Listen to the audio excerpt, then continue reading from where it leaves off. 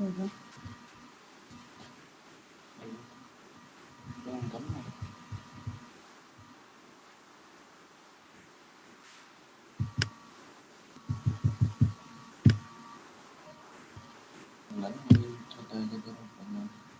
¿Ustedes me escuchan? ¿Todos me escuchan bien? Sí, doctora. Sí, profe.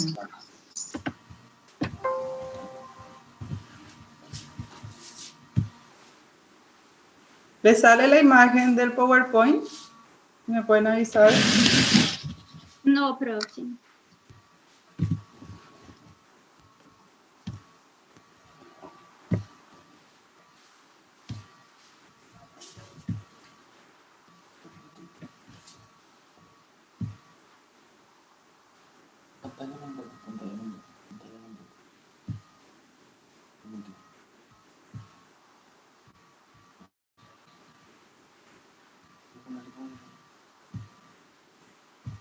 ¿Ahora? Ahora sí, profe. Ya les sale. Bueno, vamos a empezar. Bueno, yo soy la doctora Fátima Medina. Voy a estar con ustedes desde este año. En cualquier momento de la presentación me pueden interrumpir si tienen alguna duda, ¿sí? Hoy vamos a iniciar, ¿verdad?, lo que estudia la farmacología, para que ustedes entiendan un poco mejor. La farmacología es la ciencia que estudia a los medicamentos, ¿verdad?, y su interacción con el cuerpo humano. Podemos justamente dividirla en dos grandes partes, ¿verdad?, que son la farmacocinética y la farmacodinamia.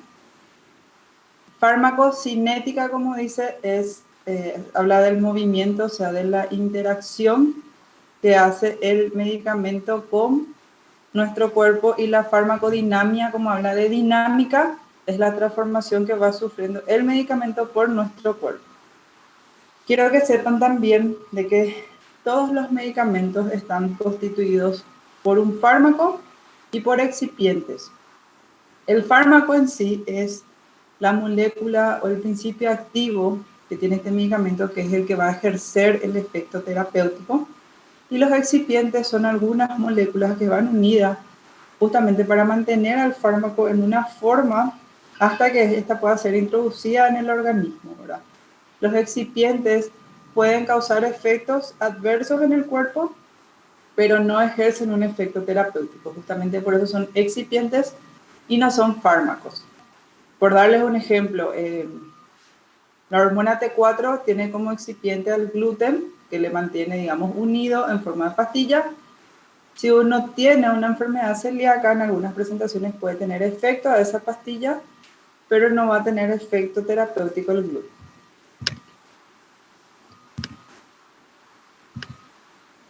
Como les dije, vamos a estar hablando un poco de la farmacocinética y farmacodinamia, que tiene que ver con estas imágenes, en el sentido desde que uno introduce este medicamento, los fármacos van sufriendo cambios en los distintos niveles por donde va pasando. Vamos a empezar hablando de la farmacocinética, que la farmacocinética hace una relación entre las dosis, ¿verdad?, la concentración plasmática y el efecto del medicamento. Es la ciencia que estudia el curso temporal de las concentraciones, de las cantidades de los fármacos, de sus metabolitos en todos los líquidos biológicos, en los tejidos y en las excretas. Resumiendo, lo que el organismo le va a hacer al fármaco. Y la farmacodinamia es el estudio de los efectos bioquímicos y fisiológicos de los fármacos y cómo sus mecanismos de acción, cómo actúan. Lo que el fármaco le va a hacer al organismo. Para hacer una interacción, o sea, cuando nosotros, hay ciertos conceptos que yo le voy a introducir y después vamos a ir aplicando un poquitito más las cosas para que no les sea tan teórico, ¿verdad? Hay una interacción con receptores para lograr el efecto. O sea, cuando nosotros hablamos de un fármaco, nosotros tomamos ese fármaco tiene que ser absorbido. Y como todos sabemos por biología, sabemos que el cuerpo produce membranas, o tiene membranas bilipídicas. Entonces, el medicamento tiene que pasar esa membrana para hacer su acción, sea en el citoplasma o sea en el núcleo de la célula. Entonces, ese medicamento tiene que hacer una interacción con los receptores para lograr su efecto. Y hay varias formas, ¿verdad?, de interaccionar, que eso vamos a profundizar más en el momento que leamos, porque es muy técnico, no les quiero aburrir tampoco con eso, ¿verdad? Entonces pueden interactuar como enzimas haciendo una unión, ¿verdad? Pueden hacer por canales como los receptores acetilcolínicos, los nicotínicos. Pueden hacer con sistemas que usan energía como los sistemas de receptores acoplados a las proteínas G. Y así como hay receptores distintos digamos, en la membrana, también hay a nivel nuclear. En la farmacocinética, el primer requisito para que el fármaco ejerza su efecto es que tiene que acceder al lugar de acción a una concentración adecuada y que la velocidad y la magnitud con la que transcurre el proceso de absorberse, de distribuirse, metabolizarse y eliminarse es lo que va a condicionar a que llegue al lugar de acción y con el tiempo que este va a permanecer ahí, ¿verdad? Voy a tratar de dar un ejemplo en el sentido de, siempre les voy a tratar de hacer comparaciones. Si nosotros en un vehículo cargamos combustible, pero cargamos la cantidad de un vaso, ¿verdad?, esa cantidad de combustible no va a ser suficiente para llegar al motor y que el motor actúe, haga su efecto de mover el vehículo, ¿verdad? Es lo mismo con lo que yo me refiero a decir que tiene que acceder a una concentración adecuada. Y el hecho de hablarles de la velocidad y la magnitud con que pasa todo esto les va a ayudar a ustedes a saber por qué hay medicamentos, ¿verdad?, que nosotros tenemos que tomar o una sola vez, o se tienen que tomar 2 veces al día, o hay medicamentos que se usan una sola vez al mes. Entonces, esas son las cosas que yo quiero que vayan teniendo para ir aplicando, porque finalmente el objetivo de que ustedes aprendan farmacología es a la clínica, ¿verdad? Y esta relación es lo que más vamos a tratar en la farmacocinética, es la absorción, la distribución, el metabolismo y la eliminación. Cuando nosotros hablamos de la absorción, o sea, se toma un medicamento y este medicamento alcanza una concentración en la biofase, esta intensidad de la concentración varía en el tiempo porque hay un equilibrio entre la absorción y el metabolismo, y en ese intermedio se encuentra lo que es la distribución. Y hay una variabilidad individual. ¿Qué significa eso? Que si es un niño el que está tomando el medicamento, va a tener un tipo de absorción. Su distribución, como es más pequeño, va a ser diferente, ¿verdad?, que un anciano, que una embarazada. Entonces, la variabilidad individual está determinada por factores genéticos y ambientales.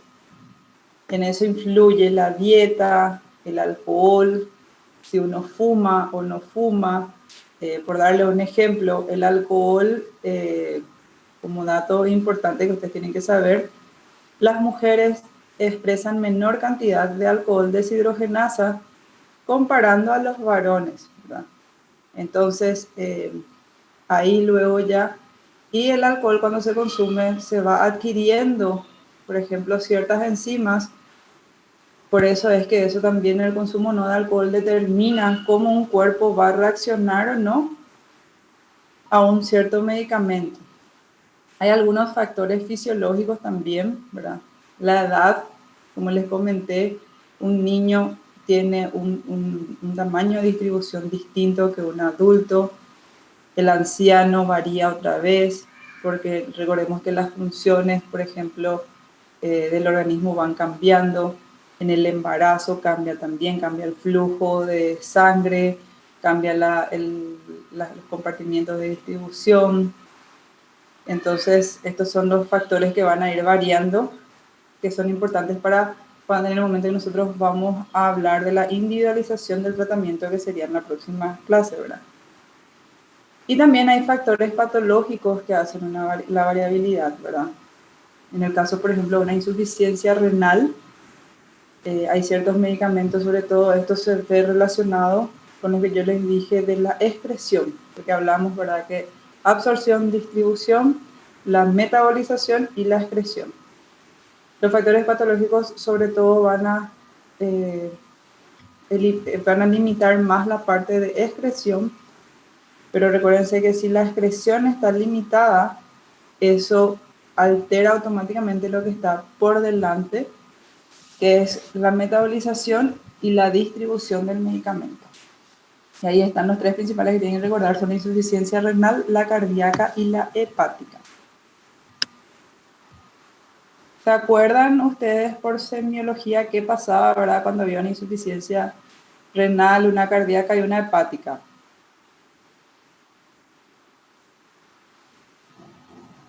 ¿Me escuchan?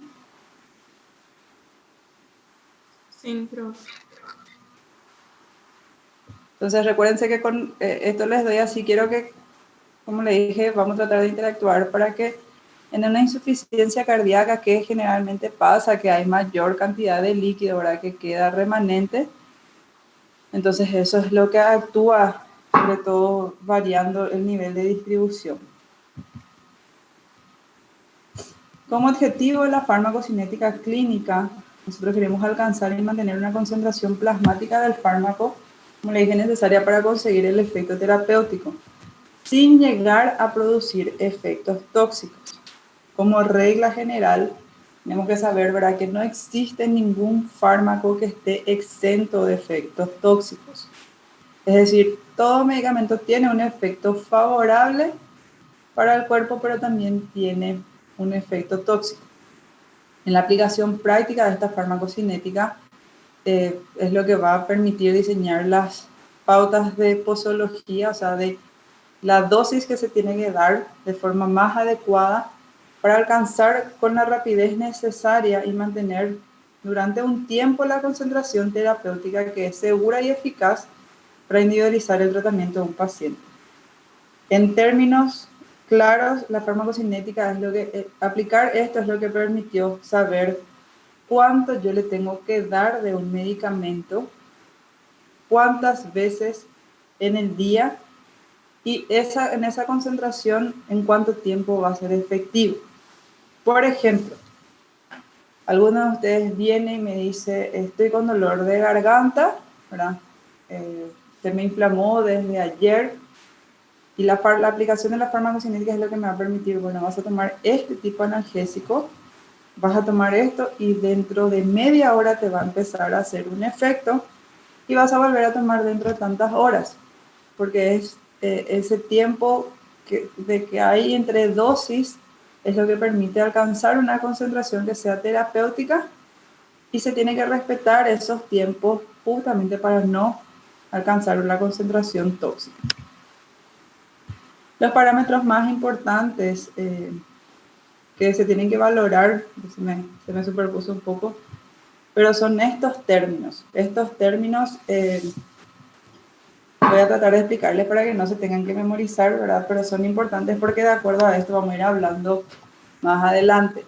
Es la concentración plasmática máxima, y así mismo como dice el nombre, es la concentración más alta, o sea, la más elevada en el plasma, desde que uno toma ese fármaco, toma o se inyecta o administra por vía tópica,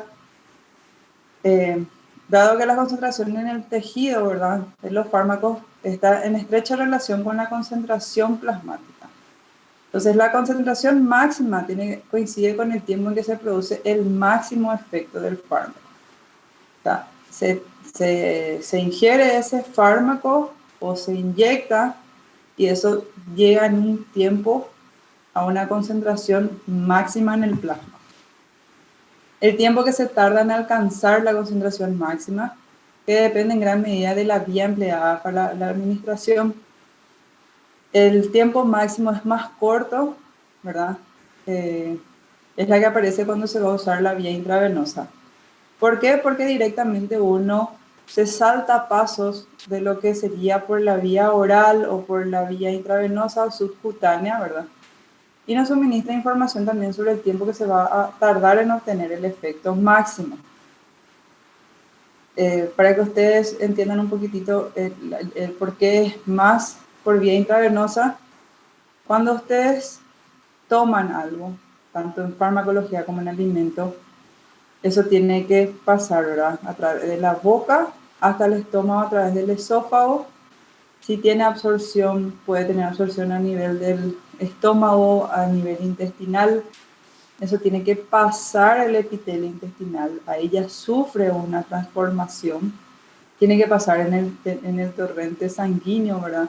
Tiene que generalmente sufre otra vez otra o unión a proteínas, o por ejemplo sufre algunos cambios bioquímicos y después se va concentrando a nivel intravenoso, ¿verdad? Se va absorbiendo eso dependiendo de la concentración.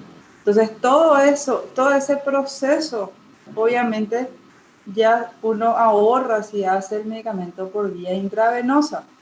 Por eso es que ese tiempo para una concentración máxima es más rápido por algunas vías que por otras.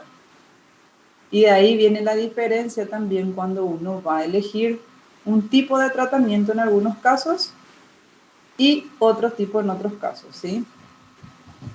El tiempo de latencia también es importante que sepan, que es el tiempo en que uno alcanza la concentración mínima eficaz desde que se administra este fármaco y se relaciona también con el tiempo en que aparecen los primeros efectos del fármaco.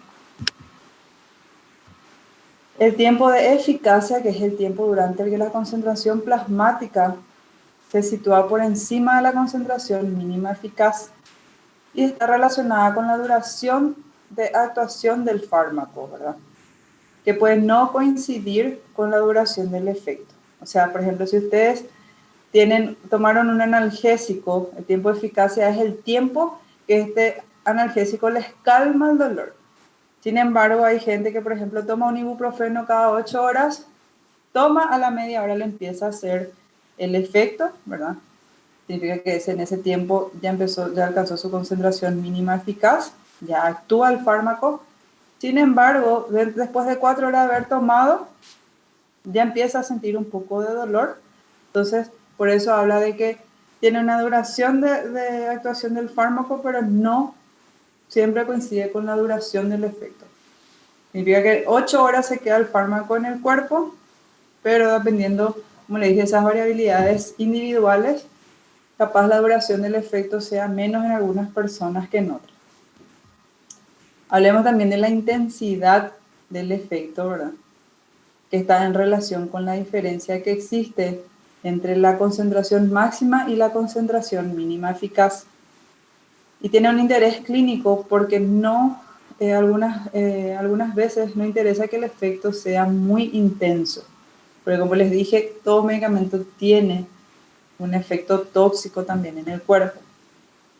La concentración mínima eficaz es aquella concentración en que el fármaco tiene que alcanzar para que se observe su efecto terapéutico. Y la concentración mínima tóxica es la concentración por encima de la cual ya se ven los efectos tóxicos. Y entre estas dos concentraciones, entre la mínima eficaz y la concentración mínima tóxica, es lo que nosotros llamamos el índice terapéutico. O sea, dependiendo de qué tanta diferencia haya entre eso, nos permite a nosotros tener mayor o menor posibilidad de variar las dosis o la cantidad que se va a dar del fármaco. Eso es lo que se llama índice terapéutico. Acá les voy a explicar un poquitito más en este gráfico. Lo que está en la columna plasmática y abajo la relación con el tiempo. Entonces, uno absorbe el medicamento y como le dije, el periodo de latencia es cuando el tiempo que tarda en llegar hasta lo que es la concentración mínima eficaz, que es esto que está acá, que es CME. El medicamento llega a una concentración máxima, que es, digamos, cuando ahí ustedes ven el tiempo que transcurrió hasta llegar a su concentración máxima, ¿verdad? Y después va haciendo una curva hacia abajo. ¿Por qué? Porque ese medicamento va sufriendo una metabolización que genera después su excreción. Por encima está lo que es la concentración mínima tóxica, y el intervalo de eficacia es entre la concentración mínima eficaz y la concentración máxima. Ese es el intervalo. Y la relación, como le dije, el índice terapéutico sería la concentración mínima tóxica, perdón, y la concentración mínima eficaz. Y esta curva que se ve como A o C, que es lo que está por debajo de esta onda, es lo que nosotros podemos considerar como la acción del fármaco en el cuerpo. Entonces, esto es otro para hablar, ¿verdad? Para que vayan viendo cómo, que la concentración del fármaco en plasma, ¿verdad? De acuerdo al tiempo puede, por ejemplo, si el fármaco tiene una absorción muy rápida, puede llegar fácilmente al nivel de toxicidad. Y esto que está por abajo es la concentración mínima eficaz y la concentración mínima tóxica. Nosotros llegamos por acá encima, el medicamento va a ejercer un efecto tóxico, y si está por debajo no va a hacer ningún efecto. Entonces tiene una ineficacia. ¿Dónde es eficiente ese medicamento? Cuando está entre esas dos concentraciones. ¿Todo bien hasta acá? Profe, Sí, profe. profe. Sí. E quando acontece da concentração mínima de toxicidade ser maior que a de eficácia? No, con ningún medicamento puede pasar eso, porque en ese caso, por ejemplo, significa que generalmente para que un medicamento sea lanzado, ¿verdad? Al mercado, justamente se hacen varias pruebas, y en esas pruebas se hacen todos estos estudios farmacocinéticos.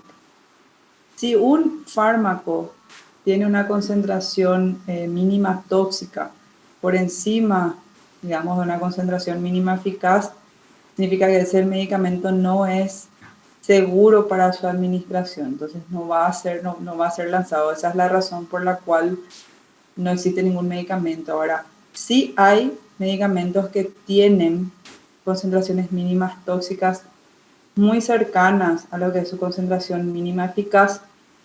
Por decir, por ejemplo, por dar un ejemplo, la digoxina, ¿verdad? La digoxina es un medicamento que nosotros usamos en la insuficiencia cardíaca, que ayuda mucho para la contractilidad cardíaca, pero se tiene que dosificar de forma muy cuidadosa, porque uno puede alcanzar muy rápidamente esa concentración mínima tóxica. Al igual, por ejemplo, que el litio, los anticonvulsivantes también tienen esa relación muy estrecha, y son generalmente fármacos que uno pide dosar a cada tiempo. Van a escuchar gente que está medicada, por ejemplo, con carbonato de litio, que le dicen, se mide su litemia a cada tanto, ¿verdad?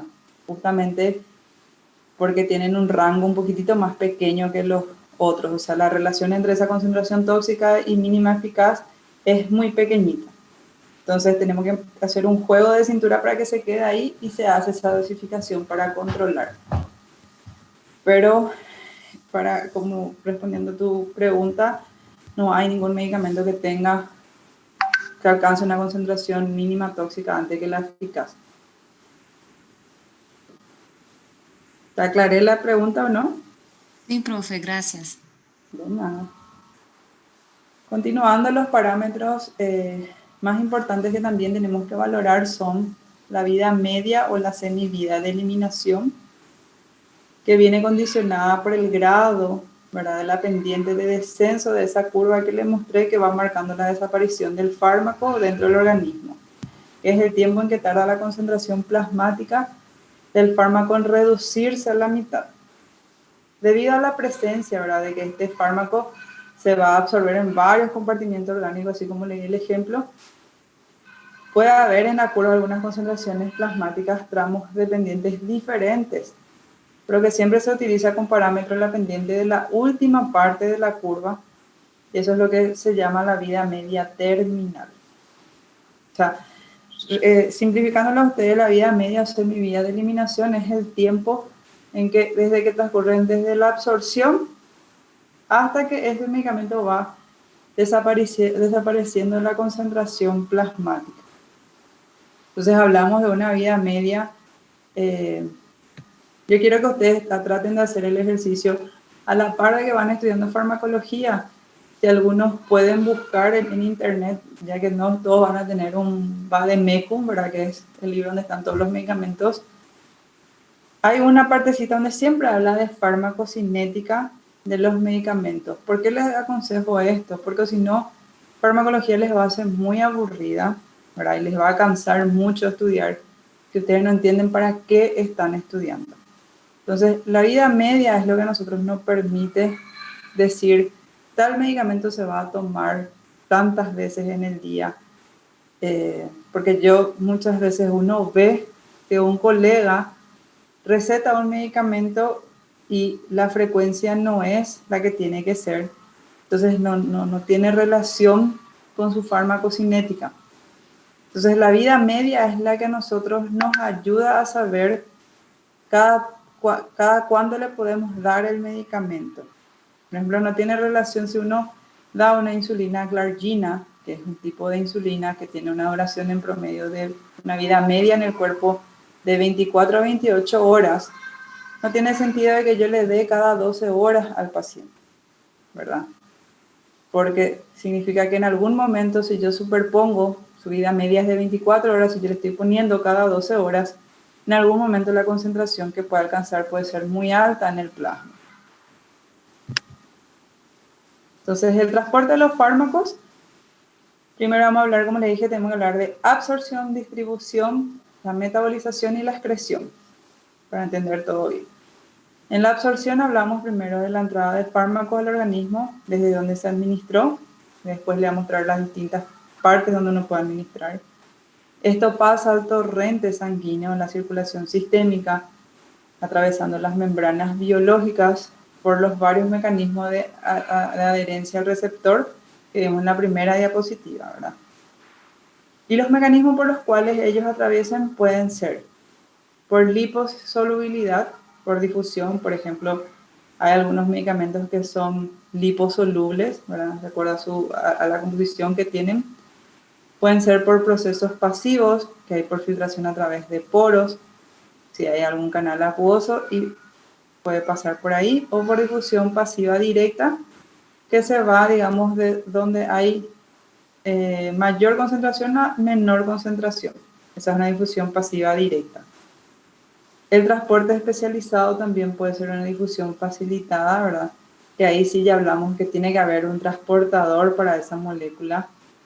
Finalmente significa que la molécula del fármaco va a estar unido, por ejemplo, a un aminoácido, a iones metálicos, a glucósidos, y eso hace que pueda adherirse a esa proteína y pasar, digamos, al otro lado. Transporte activo, nosotros nos referimos ya al transporte activo cuando, para que haya ese paso de la molécula a través de su membrana, tiene que usarse energía, ¿verdad? Generalmente lo más frecuente es el uso de adenosintrifosfato, ¿verdad? O de algunas proteínas transportadoras, que puede usar CMP o el ADP, ¿verdad? Y el transporte activo tiene una selectividad, o sea, significa que aquellos medicamentos que van a atravesar la membrana a través del transporte activo tienen ciertos genes que tienen que expresarse, son saturables, significa que llega un momento en donde se ocupa todo y esto se satura, puede tener inhibición competitiva. Cuando nosotros hablamos de inhibición competitiva, ustedes van a escuchar, por ejemplo, que hay algunos fármacos que nosotros decimos, bueno, no pueden tomar alcohol mientras están tomando este medicamento. ¿Por qué? Porque hay varios medicamentos que justamente son absorbidos por adherencia a estas proteínas. Y estas proteínas, como el citocromo P, ¿verdad? También tienen adherencia al alcohol. Entonces, generalmente ahí lo que hacen es una inhibición competitiva. Si vos tomás el alcohol, pierde efecto el medicamento porque el alcohol le va a actuar como un inhibidor competitivo. Se va a unir el alcohol a ese receptor, no se va a unir tu medicamento, entonces el medicamento no va a atravesar la membrana y no va a hacer el efecto que tiene que hacer. Y también tiene la característica de que hacen movimiento en contra del gradiente electroquímico. Generalmente un ejemplo es la bomba sodio-potasio, porque cuando nosotros hablamos en contra del gradiente electroquímico significa que nosotros estamos mandando un ion que hay en mayor concentración hacia el lado donde hay mayor concentración. Y los otros mecanismos también pueden ser por endocitosis y exocitosis. No sé si se acuerdan todavía de biología, de endocitosis y exocitosis o no.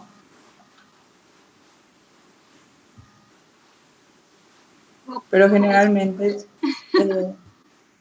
las hormonas son las que más usan este tipo, ¿verdad? De mecanismo de endocitosis y exocitosis. Endocitosis significa que más o menos la capa lipídica va a ser una invaginación, ¿verdad? Es como que se hunde y forma una pelotita y eso permite que vaya absorbiendo. Y exocitosis es al revés, expulsa hacia afuera. También puede ser por ionóforos, ¿verdad? Como proteínas hidrófobas que se disuelven en la bicapa de la membrana, o por liposomas, que son algunas vesículas que se van formadas por bicapas fosfolipídicas y almacenan el fármaco, y ahí ellos transportan eso. Para entender mejor los tipos de transporte de fármacos van a tener que repasar un poquitito de biología. La difusión pasiva, vamos a hablar un poquitito de ellos, un ratitito nomás me pido permiso, voy a ver por qué me llamaron y ya vuelvo con ustedes.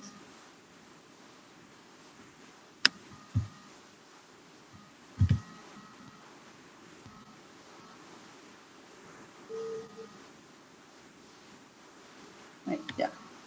La difusión pasiva es el tipo de transporte a través de una bicapa, a través de un gradiente de concentración y no hay la ayuda de ningún transportador, ¿verdad? Es el tipo de difusión más habitual.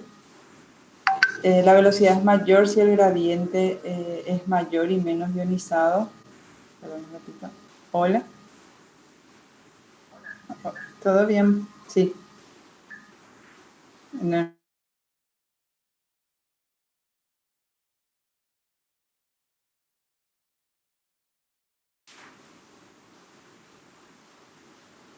Sí. Sí, voy a partir a las 3 en Viva Vida y a las 5 en IPS. Sí.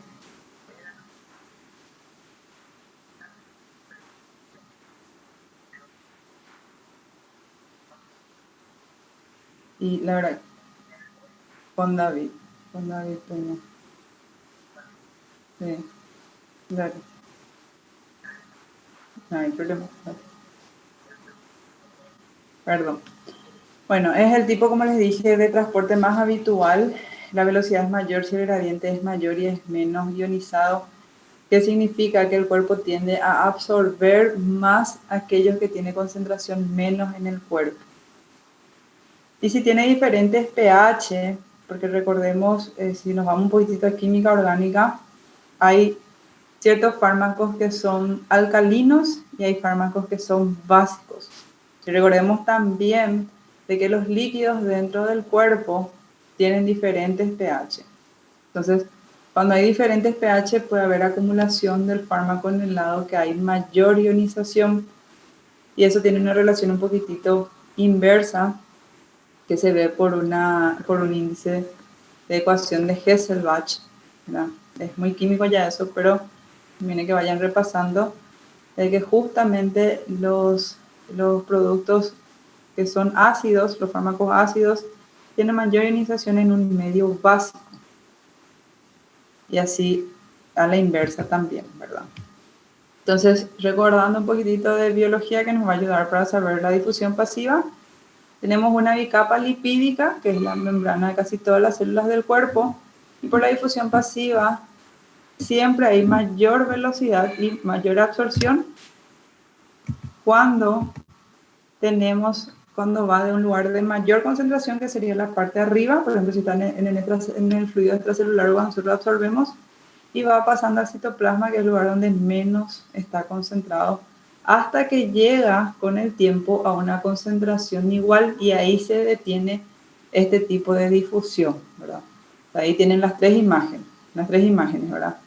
En el fluido extracelular hay mayor concentración, entonces la difusión se va facilitando y va pasando más al citoplasma hasta que alcanza una concentración igual de los dos lados. El transporte mediado por proteínas de membrana tiene una velocidad más rápida de difusión pasiva.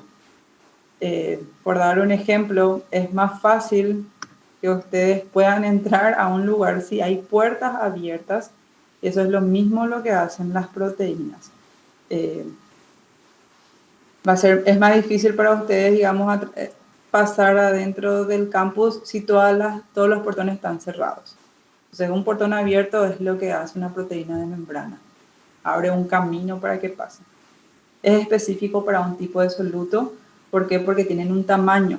Entonces, el tamaño de la luz de esa proteína es lo que permite que ese soluto atraviese. O, por ejemplo, el tipo de si es o no una proteína que transporta un ion o no. Es saturable. ¿Por qué? Porque, por ejemplo, si nosotros nos vamos entre 100 personas para pasar en una puerta de 2x2, en algún momento vamos a tener, digamos, si esas personas van llegando de a uno, el tránsito va a ser rápido. Pero si llegamos las 100 de una vez, va a ser un poquitito más lento porque vamos a tener que ir formando fila para ir entrando. Eso es lo que se llama que es saturable. Y hay diferencias de paso en una u otra dirección, o sea, la velocidad y, digamos, la capacidad no es bidireccional. Y puede ser regulado por el proceso fosforilación. Entonces, mediante la proteína de membrana hay dos tipos. Hay sin gastar energía, que hablamos de una difusión facilitada igualita a la que es a través de la membrana. Se va de un lugar donde está mayor concentrado a uno en menor concentración. Y también mediante un transportador, o sea, se une a una molécula y esa molécula le hace pasar al otro lado. Es como cuando uno se va a una fiesta y no quiere pagar la entrada, entonces si tenés un amigo que es RPP, te hace entrar. Eso es lo que sería mediante un transportador. Y las que están con gasto de energía se hablan de transporte activo, que puede ser cotransporte, que sería lo mismo, o sea, te unís a una molécula y las dos son ingresadas usando algún tipo de energía. Y antitransporte significa que se intercambia, o sea, le sacás a alguien y a otro le metes a la fiesta.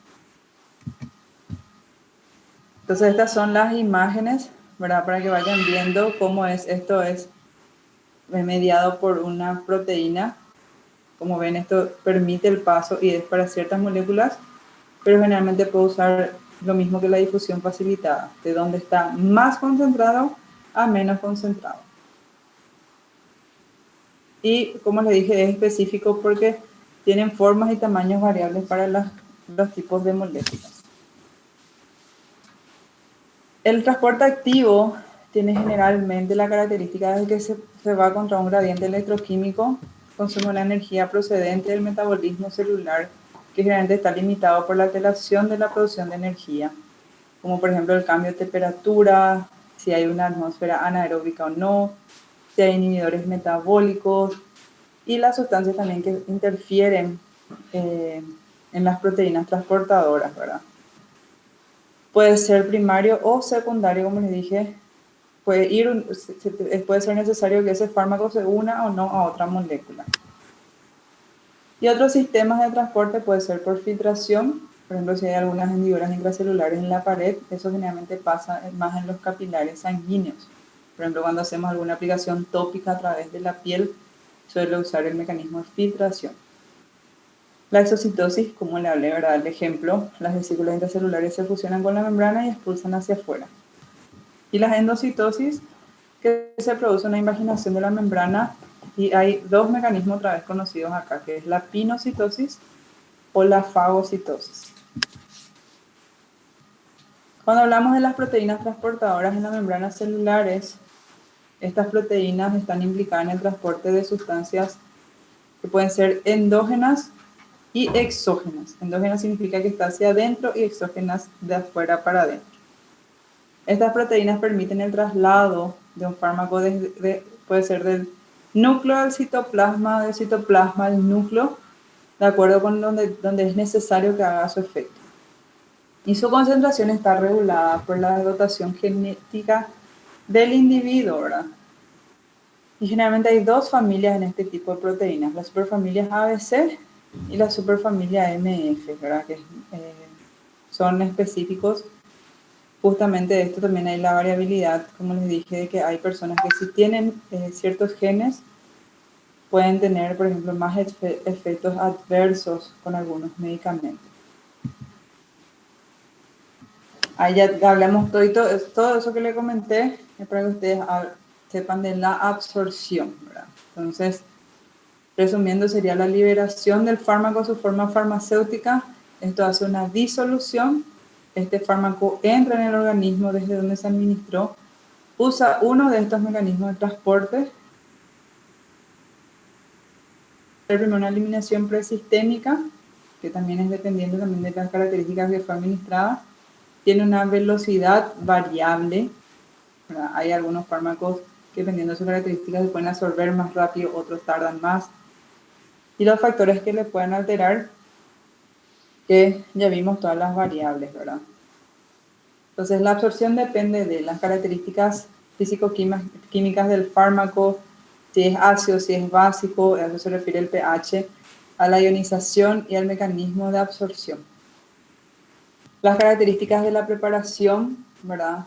Eso va a hacer que un medicamento se libere más rápido, que haga disgregación, que sea soluble o no, si viene en cápsula, si viene en polvo, el tamaño que tiene la partícula, como le dije, si está unida a un excipiente o no, toda esa es la característica que va a tener la preparación.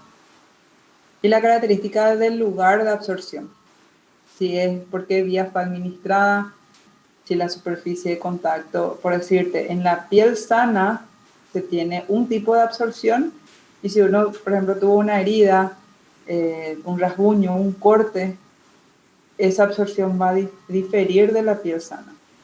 El espesor de membrana y la motilidad también gastrointestinal depende, por ejemplo, de la característica de dónde está absorbiendo.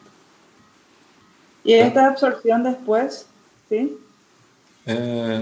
¿Un fármaco puede tener más de una vía de transporte? Más de una vía de transporte, me decís, a más de una de transporte intracelular, me decís, si por ejemplo Sí, puedo usar un canal y sí, hay algunos fármacos que tienen más de una vía de transporte. Justamente los fármacos, como yo le dije, recuérdense que los fármacos al entrar sufren un cambio, ¿verdad?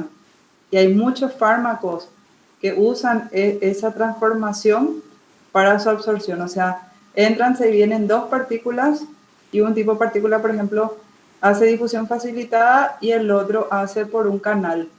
Y dentro del citoplasma otra vez pueden sufrir otros cambios que hacen su efecto.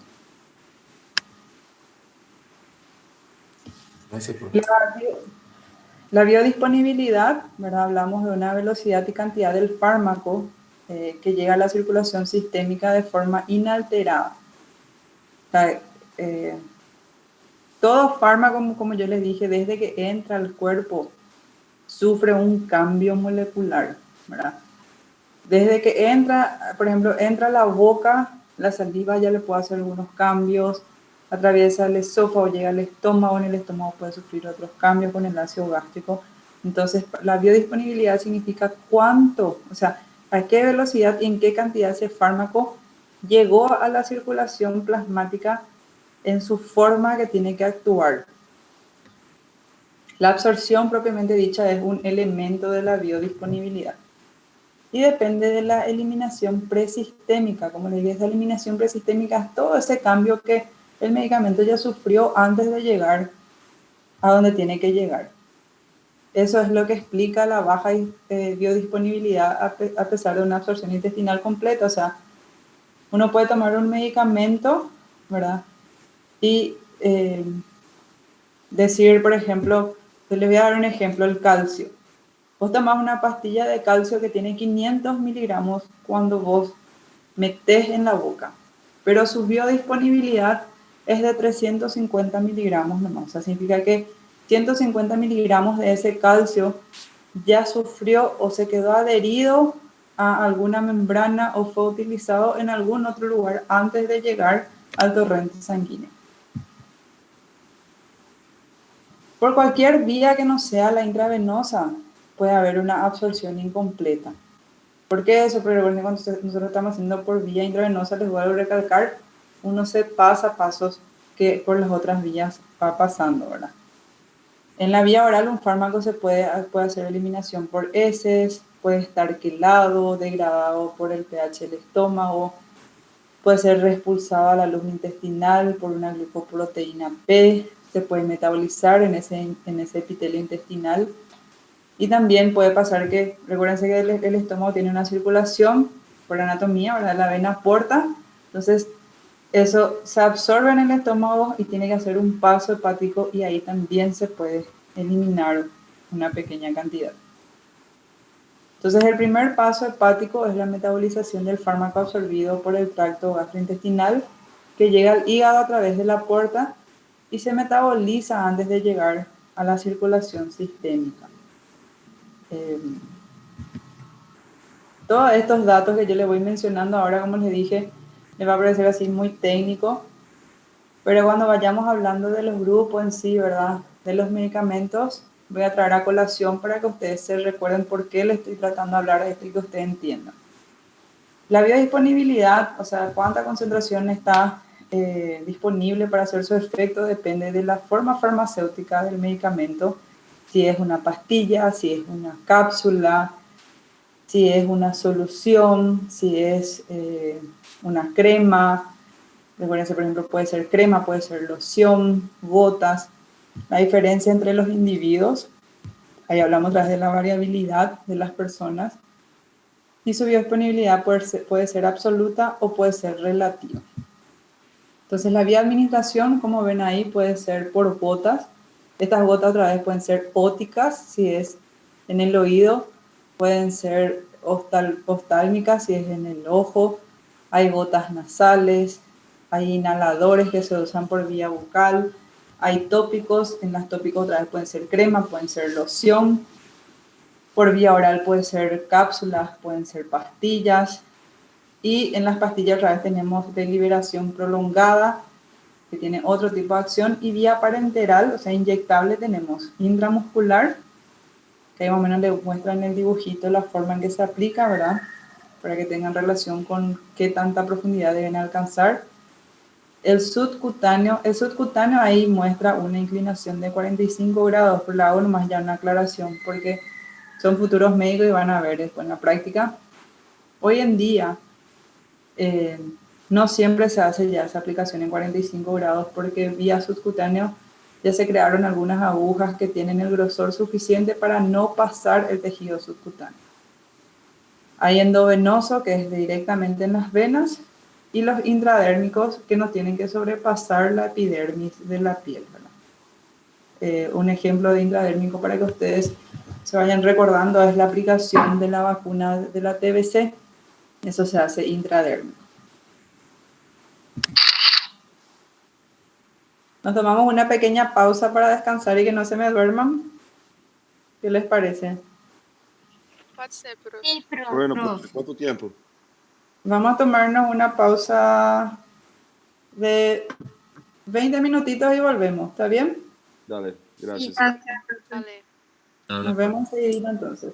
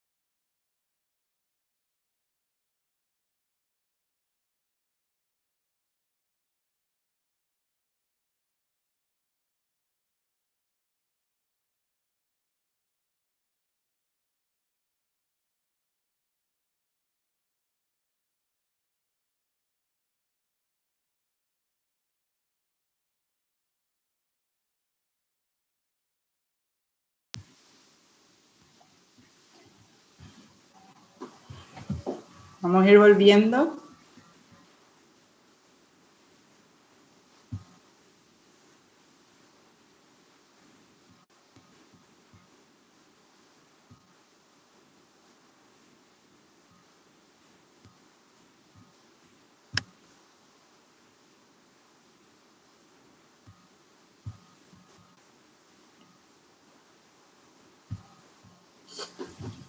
Ya están volviendo de su pausa, de la pausa.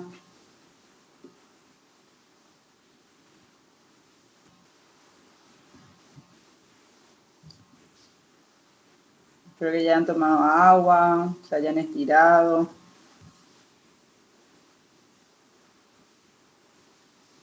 Y quiero que me avisen si me escuchan y si ven la pantalla de vuelta.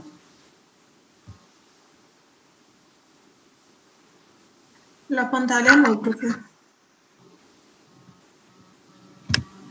¿No? ¿Todavía?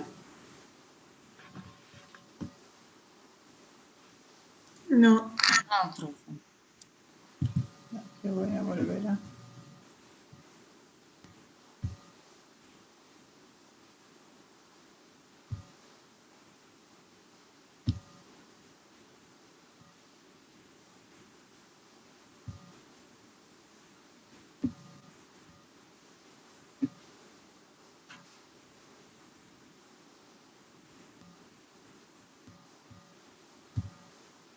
Ahí. Aún Todavía no, profe. Nada todavía.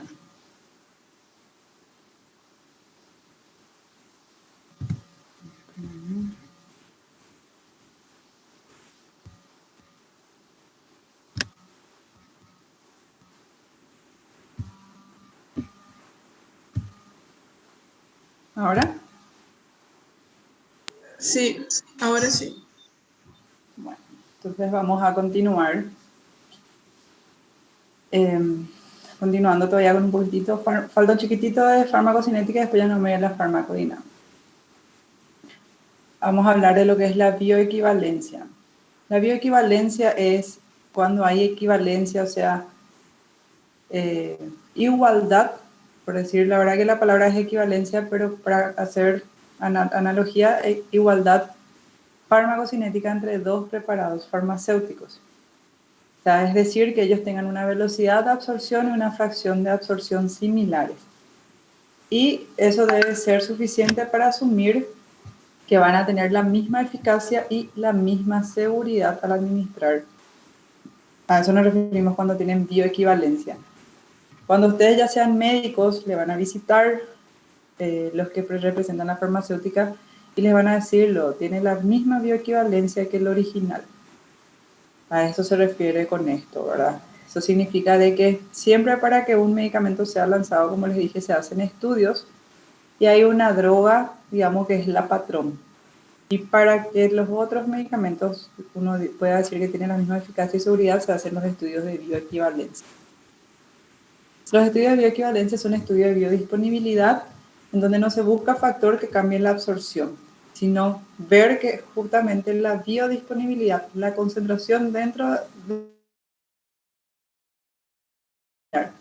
Entonces eso se hace para evitar repetir un ensayo clínico de eficacia y seguridad. Y ahí estábamos, si se acuerdan de esa imagen, estamos hablando de dos grupos donde se comparan, ¿verdad? El área bajo la curva, que era eso que estaba en AUC, la concentración máxima y el tiempo máximo en que alcanza esa concentración. Y esta área, si yo comparo, por ejemplo, la droga A y la droga B, no tiene que tener una variabilidad de más o menos 20%. O sea, si yo hago el mismo test, esa curva tiene que salir prácticamente igual. La diferencia en cantidad absorbida, ¿verdad?, genera esta diferencia. La diferencia en velocidad de absorción, la diferencia en la cantidad absorbida es lo que va a generar esa área debajo de la curva, y la diferencia en la velocidad de absorción es lo que va a generar la cantidad máxima, la concentración máxima y el tiempo máximo en que se adquiere esta concentración. Entonces, para que ustedes vayan viendo, es más o menos el fármaco primero se absorbe, después hace una distribución, hace un metabolismo y después se va eliminando. Y ahí podemos hablar también de los medicamentos genéricos, ¿verdad? Los medicamentos genéricos son los que más ahora se están usando, sobre todo en Brasil, y estos genéricos deben tener una bioequivalencia, sí o sí. Ya que durante un tiempo la patente, por ejemplo, si uno, ahora por ejemplo hay muchísimos tipos de insulina, pero cuando uno lanza un nuevo medicamento, una patente evita que ese fármaco se fabrique por otras compañías. Finalmente la patente tiene un límite de tiempo de aproximadamente 10 años. Y después sí las otras compañías pueden fabricar con la misma fórmula. Les voy a dar un ejemplo práctico. La insulina glargina fue lanzada por la compañía Sanofi y después de 10 años recién esa insulina glargina está, que fue justamente hace 2 años más o menos el vencimiento de esa patente, y ahora ya hay de otras marcas. Los genéricos generalmente son más baratos porque no necesitan ya demostrar esa eficacia y seguridad. O sea, significa que la farmacéutica que va a hacer ese medicamento ya no necesita hacer todo ese estudio, es directamente hacer la fabricación, por eso son más baratos. Y siempre igualmente tienen que ser bioequivalentes. Entre un genérico y otro, por ejemplo, una farmacéutica hace uno y otro, puede haber una variabilidad de más o menos 40%. De ahí es donde muchas veces nosotros igual damos medicamentos que son hechos por farmacéuticas porque avalan los estudios de eficacia y de seguridad. La bioequivalencia terapéutica hace una valoración de la eficacia y la tolerabilidad, ¿verdad? Si vamos un poquitito atrás, justamente lo que la compañera había preguntado, el tema de si algún medicamento puede tener la concentración mínima tóxica más que la efectiva, justamente estos estudios de bioequivalencia son los que sacan eso, ¿verdad? Para un ejemplo, en una amigdalitis, un tratamiento con penicilina de dosis 10 veces mayor, si se trata de una fórmula que no sea bioequivalente y tenga solo 50% de biodisponibilidad, ¿verdad? En ese caso va a ser eficaz. Ahora, vamos a suponer, por ejemplo, lo que muchas veces quiere pasar, si yo tengo un paciente que tiene una coronariopatía, ¿verdad? Y yo le tengo que dar aspirina, ¿verdad? Ácido acetil salicílico, de por lo menos entre 100 a 125 miligramos, para que él tenga fluidez en la sangre y no haya riesgo de hacer otro infarto u otro trombo. Si yo, por ejemplo, a un paciente de 150 kilos le doy, por ejemplo, un ácido acetil salicílico de 81 gramos, probablemente no va a haber una bioequivalencia, o sea, su disponibilidad no va a ser lo suficiente para lograr el efecto. Y si yo, por ejemplo, compro un genérico y ese genérico tiene otra vez una variabilidad del 20%, o sea, de 81, yo estoy seguro que va a absorber 60 miligramos, entonces en ese caso no va a haber eficacia en su tratamiento, ¿verdad? Con drogas que tienen un índice terapéutico pequeño, como los quimioterapéuticos, ¿verdad? O sea, los que usamos en quimioterapia, esa diferencia de más o menos 20% sí ya puede afectar la eficacia. ¿Por qué? Recuerden que cuando uno está haciendo una quimioterapia, uno tiene el efecto de citotoxicidad, o sea, tiene que lograr que las células que están produciendo el cáncer sean eliminadas o sean bloqueadas. Entonces, esa concentración de 20% ya puede afectar la eficacia. Eso también le mencionamos porque en algún momento nosotros vamos a ver, ¿verdad? Que hay medicamentos que se habla de bioequivalencia, pero ¿por qué razón damos uno u otro? Es diferente, por ejemplo, tratar un dolor.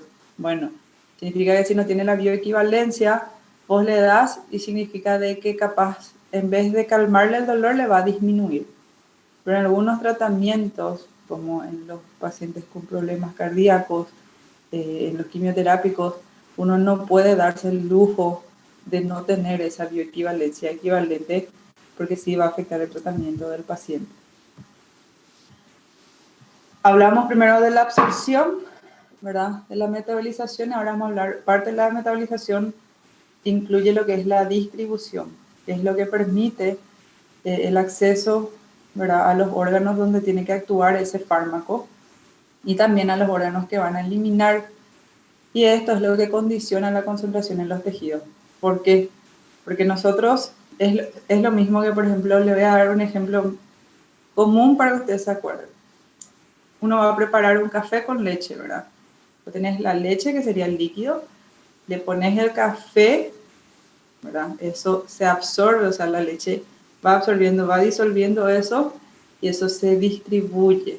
Entonces, de esa manera, cuando hay una distribución, ahí está condicionado por eso, por la concentración en donde pasa a ver ese café, ¿verdad?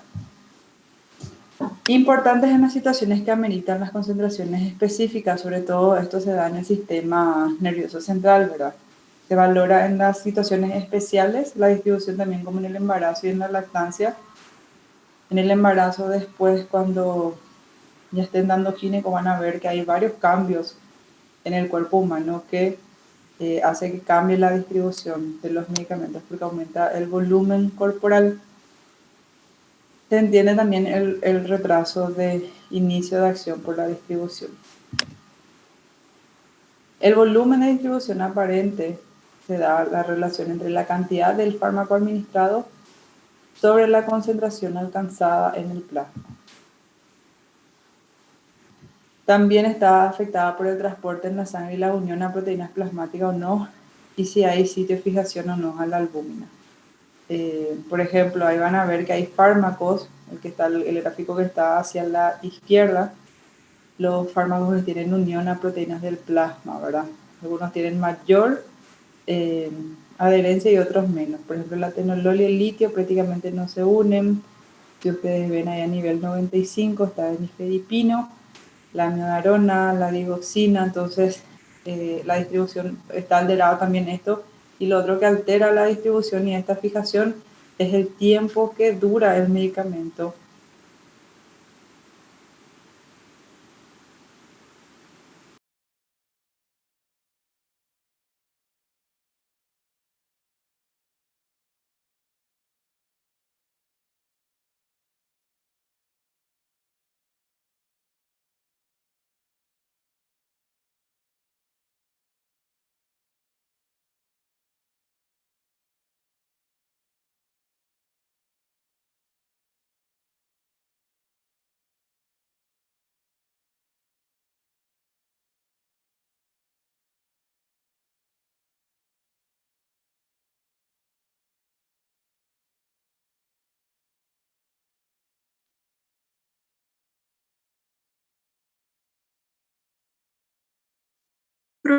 Prof, Profe, no se escucha.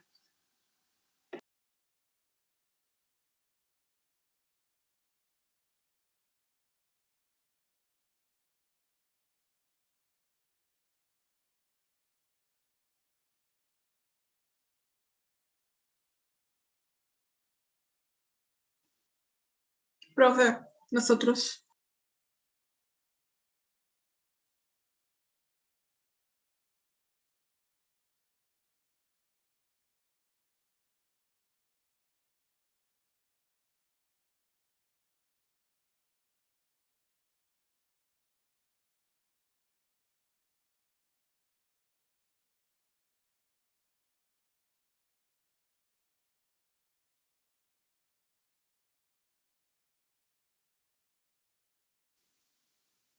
Profe, ¿me escucha?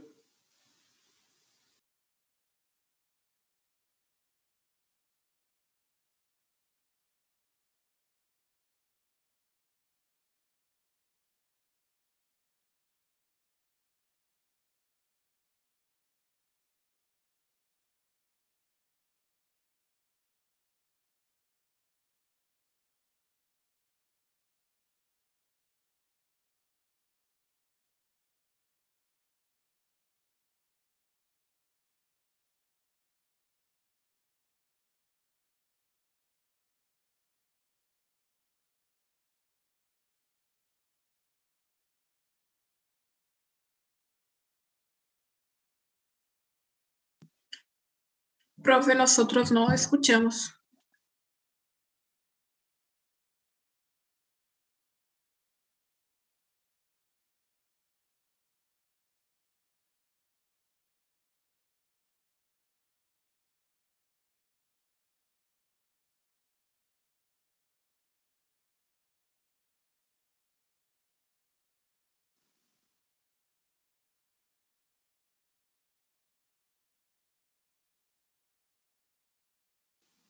Profe, nos estamos escuchando.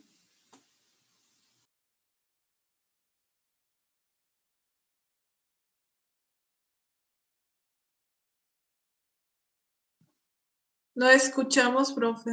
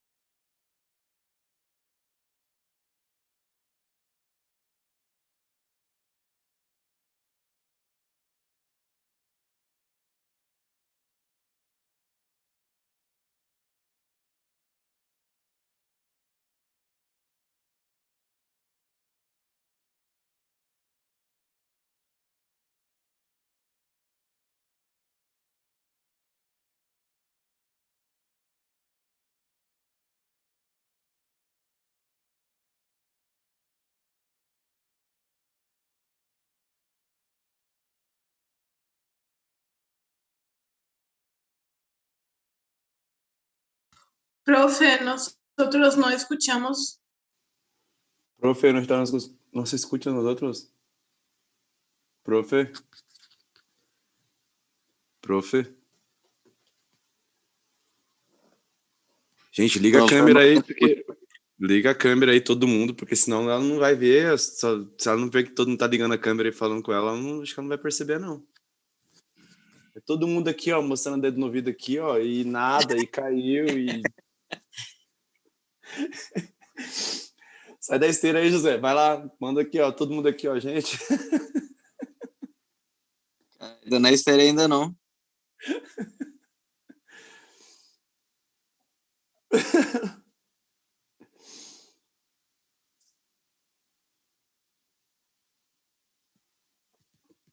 Gente, professora. No Café com Núria hoje.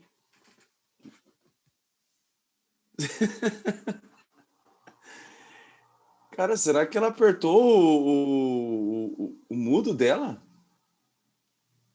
Não sei. Ela tá? Parece que ela Tá, sumiu ela agora. tá.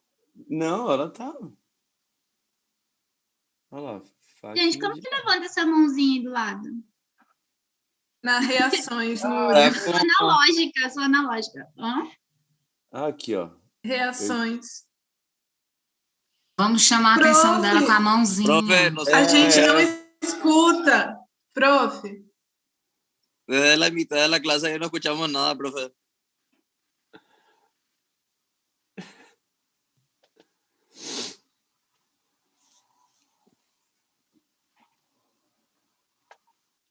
Meu Deus do céu, ela não...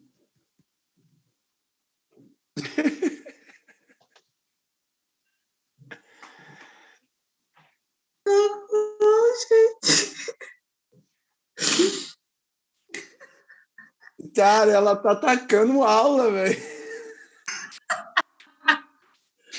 Mas ela deu uns 10 slides falando lá e ninguém tem... Eu não tô entendendo os slides dela, se ela explicar, não dá... Pra mim parece a mesma coisa, sem entender nada. Não, na hora que ela falou assim, ó, na outra tabela do tempo de reação, pum. É. Nessa aqui a gente tem as proteínas plasmáticas, nessa outra aqui a gente tem um tempo de reação e não ficou. Na matéria mais tranquila ainda acontecem essas coisas. Não, pelo amor de Deus. Cadê, gente? Vocês ergueram a mão pra ela aí? Ela não tá... Tô achando que ela não tá escutando a gente, não. Prof, não se escucha. No te escuchamos, profe.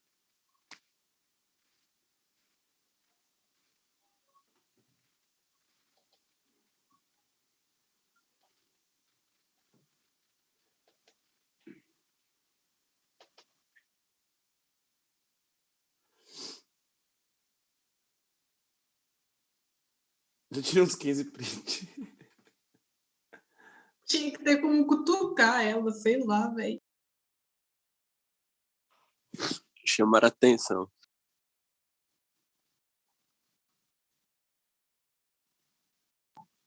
Ela sumiu.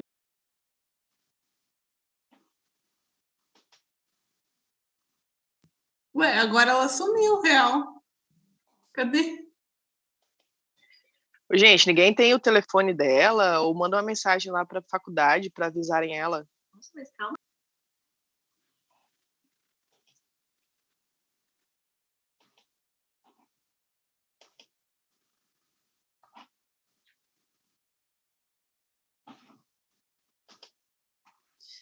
Pior que ela tá, mas tá com o microfone ligado.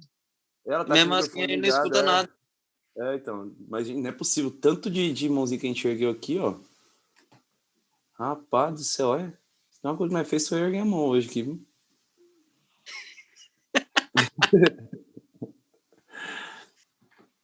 Não é possível, gente. Não é possível.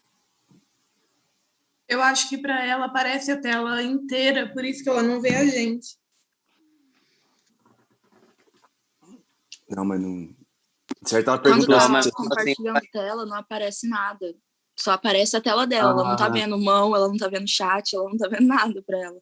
Então, mas daí eu acho que ela parou agora, porque ela deve ter perguntado assim, vocês estão entendendo? Vocês estão escutando? E aí ninguém falou nada, ela deve ter olhado e falou assim, tem uma coisa acontecendo aí. Porque ela volta e meia perguntava. É. O povo não respondia, eles nem ligam, não. Aí é foda, hein? Para, gente, foda é bom. Tô logo nessa matéria. O Bruno vai se tratar.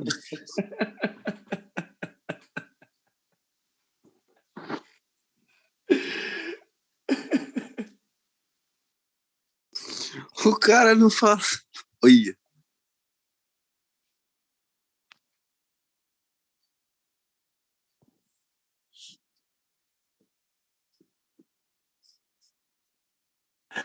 E dá-lhe aula. Tome. Adorei farmaco. Eu tô tentando ligar pra professora não, pra o pessoal da faculdade e ninguém também tá respondendo.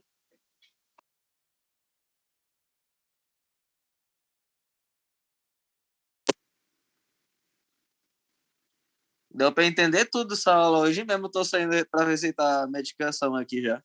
Nossa, eu já... Hoje adorei a aula. Misericórdia. Ela pode estar dando tempo para copiar o slide. Nossa, também. Bruno, outro microfone que podia parar de funcionar era o seu, hein? Ó, quem acordou. Verdade, hein? Falou tudo. Nossa, Maria... Nossa, eu amo muito vocês, tá? Também amo você. Vocês não tem nem que estar dormindo, já começa por ela. Era pra você ter acordado 2 horas atrás. Ah, Lavado essa cara, ter lavado essa boca tua amanhecida popó. Eu tava acordado. Acordei 7 horas da manhã. Eu imagino.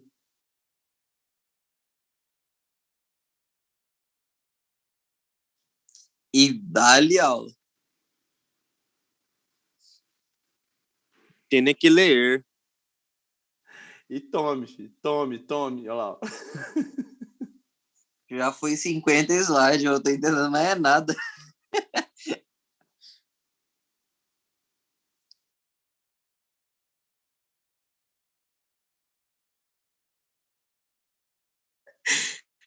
Para, mano. Socorro.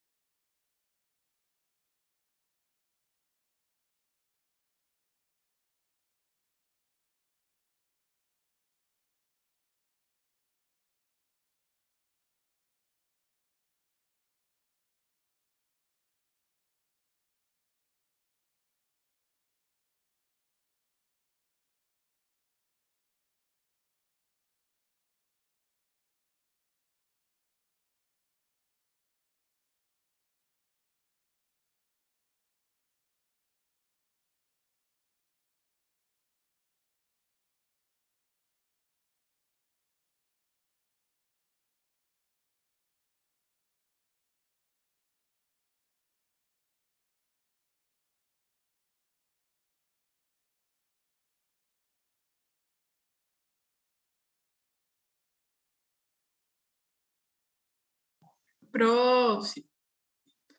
Ninguém escuta.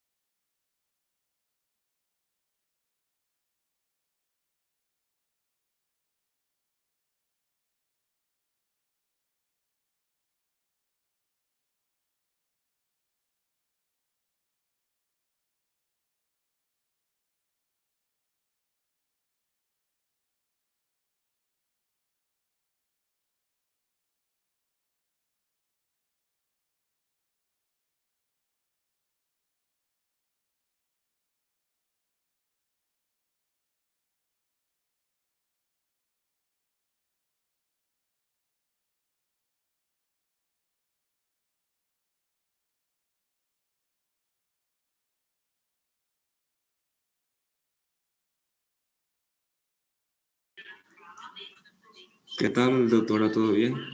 Discúlpame en interrumpirte, pero tu audio no está saliendo, doctora. No sé si vos me estás escuchando. Nadie está escuchando, nadie. Ella no escucha. Ella tampoco escucha. Hace Ella, 1 hora le sí, estamos sí. tratando de avisar y no Nosotros nos escucha tampoco. Nosotros también estamos llamando y no atiende. Le voy a volver a llamar otra vez.